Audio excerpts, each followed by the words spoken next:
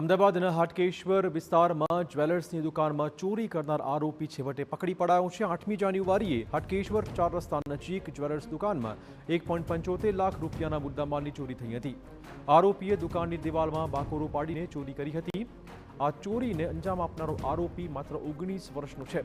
આરોપી અશ્વિન ખડિયાની તપાસમાં સામે આવ્યું છે કે તે મૂળ રાજસ્થાનનો નિવાસી છે।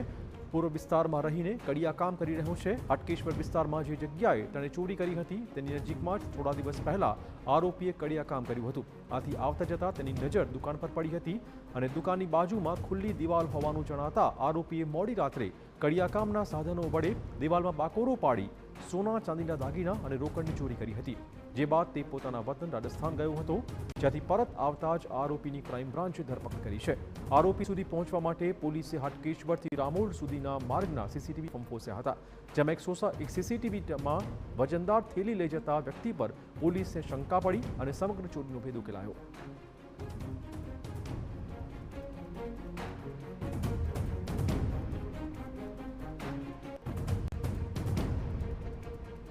અને એની પાસેથી આ જે ગરફોડ જે થઈ છે જ્વેલર્સ મહાલક્ષ્મી જ્વેલર્સમાં એનો સંપૂર્ણ મુદ્દામાલ જે તે પરિસ્થિતિમાં પાછો પરત મળી આવેલો છે। આ જે આરોપી છે એનો પ્રથમ ગુનો છે, 19 વર્ષનો આરોપી છે અને